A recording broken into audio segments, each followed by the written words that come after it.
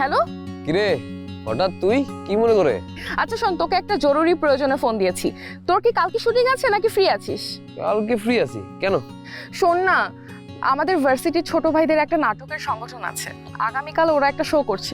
তুই যদি আসিস ওরা খুব খুশি হয়ে যাবে রে। মানে কি তুই কি অলরেডি আমি আসবো এটা বলে দিছিস? অফকোর্স জানিয়ে দিয়েছি, তবে সাথে এটাও বলেছি যে যদি তুই ফ্রি থাকিস।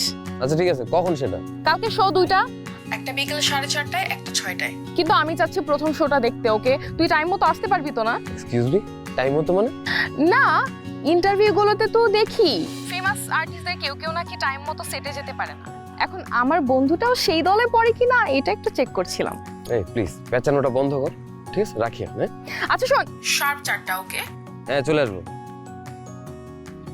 কে রে? কে আবার? তোর মতন একটা ছাগল।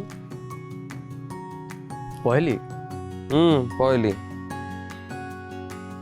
তোর কিন্তু এই যাকে তাকে যা তা বলার বাজ অভ্যাসটা বাদ দেওয়া উচিত, জানিস? ওকে, বাদ দিও।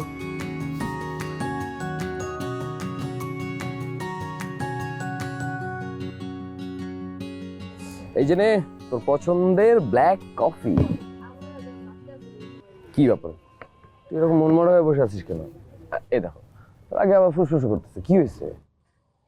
মন খারাপের অনেক কারণ আছে। কি কারণ সেটা বল শুনি। ভার্সিটির ছোট ভাইরা ছোট্ট একটা সিলি ম্যাটার নিয়ে দেখ কত বড় একটা কাণ্ড করে ফেললো।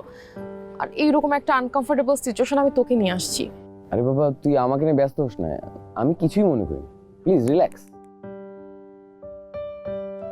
আমার তো মনে হচ্ছে যে শুধু এই একটা কারণের জন্য তুই এত রাগ হয়ে ফোঁস করার কথা না। আরেকটা কি সেটা বল। নাটকের শেষ সিনটা না কেমন যেন হলো না।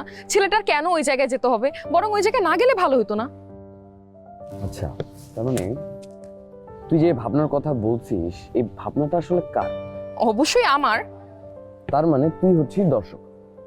এখন দর্শকের ইচ্ছা অনুযায়ী একজন নির্দেশক কখনো কোনো কাজ বানাবে না, কারণ এটা সম্ভব না। দর্শক তো অনেক।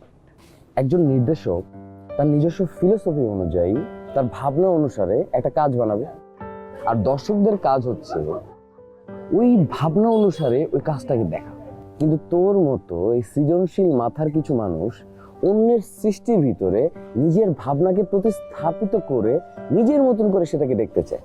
কেন বাবারে, এটা অ্যাবসলিউটলি রং। আর যে কোনো আর্টের ক্ষেত্রে তো বটেই। তুই না কষ্ট করে আমাকে জ্ঞান দিতে আসিস না। তবে চিন্তার একটা নতুন ডাইমেনশন পেয়েছি, এটার জন্য thanks. Okay, you are most welcome. আচ্ছা শোনো, কফিটা শেষ হয়ে গেলে আমরা এখান থেকে ভাগি, কি বলিস? না না না, আমার একটু কাজ আছে, একজন দেখা করতে আসবে, কথা বলে তারপর যাব, একটু জরুরি। Always multitasking, always.